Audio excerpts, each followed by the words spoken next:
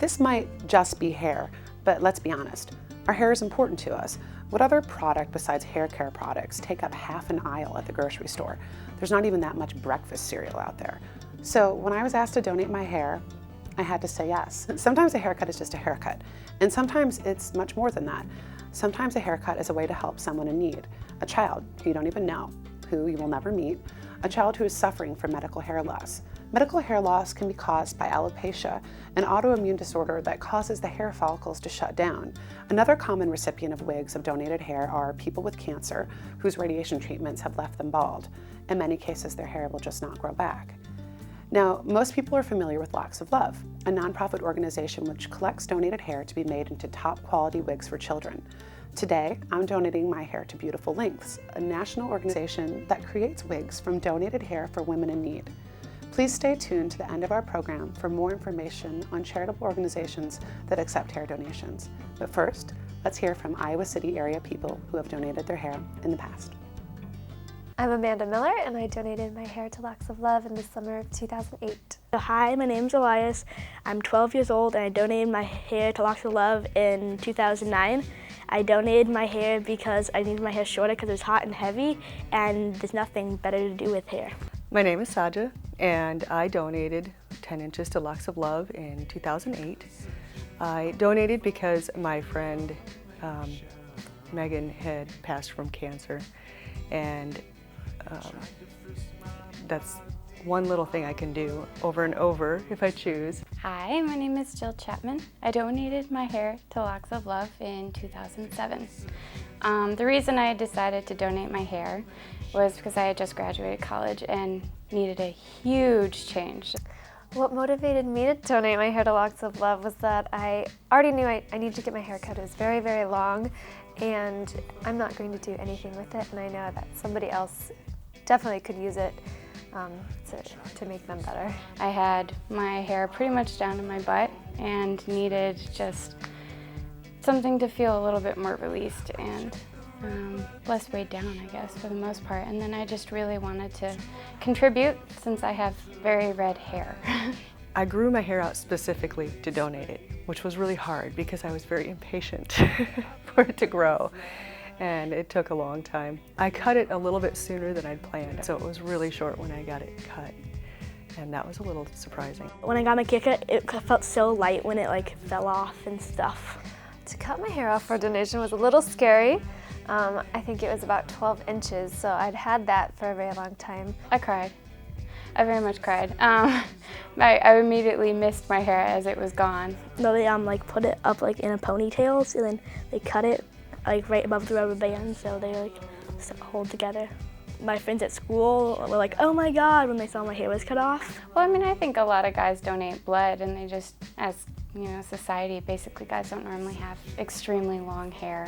I don't like needles, so it was kind of that one moment that I was like, hey, I can really do something for somebody else who's in need. It's a resource. It's there, and if you've got your hair long or if you're looking for some way to contribute to something really important, go ahead, let it grow out, and it can still look good the whole time because you can still have layers, you can still have coloring, you can still do certain things that you wouldn't think you could necessarily do before.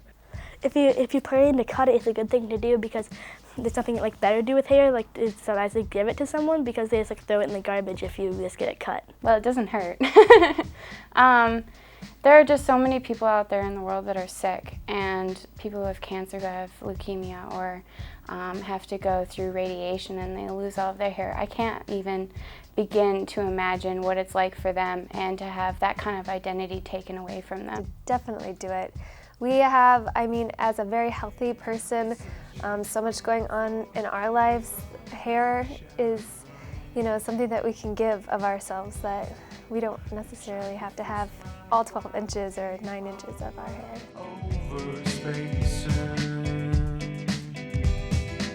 I check the repetition.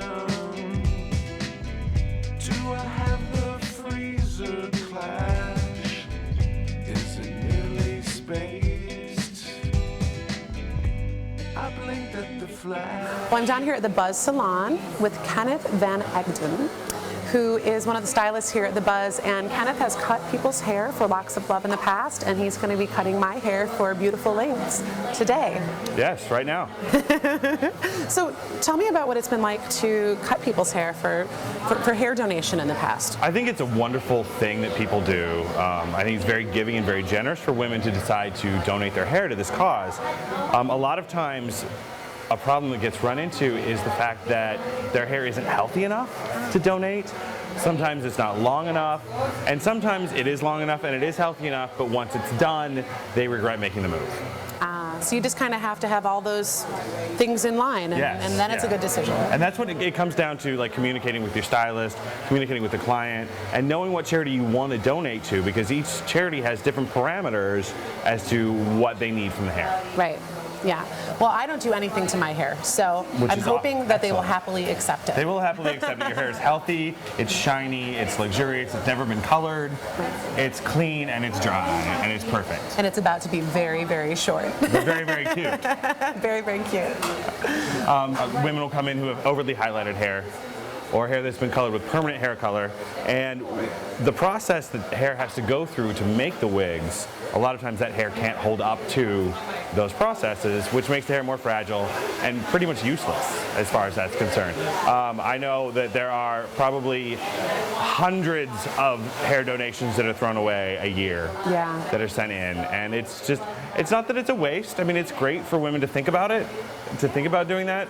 It's unfortunate that nothing can be done with that hair, but there's really nothing we can do about that. And I know with Locks of Love, about 80% of their donations actually come from children, and I think probably children are less likely to have had much done to their hair. Correct. So. Correct. And sometimes the downside to children donating is that they don't have the density of hair, so it takes a lot more hair Right. as well. Well, it takes between like 8 and 12 ponytails to make one wig. Correct. So, and I kind of have thin hair. You so, So, you know, And I wouldn't say you have thin hair, fine hair. fine hair. So, you know, this might just be one ponytail. Well, what we're actually, and for you, what we're going to do is we're actually going to separate it into 4 different ponytails. Okay. Because if we do just one ponytail, you're going to end up with this like super angled bob that is not necessarily what we necessarily want to go for. Okay. So we're going for beautiful lengths today. So we're going to Yeah. take off 8 inches. And it's always handy to use a visual reference. We're going to keep your head straight though. And so 8 inches, really we're coming to right about here. I'll still have quite a bit of hair You left. still have quite a bit of hair left. Great. I mean, I like to go a little bit extra just to be safe, to make sure we have enough in the ponytail. Sure. But I'm going to go ahead and section off your hair now. Okay, great. I think women donating their hair is a wonderful, beautiful thing. It's very selfless.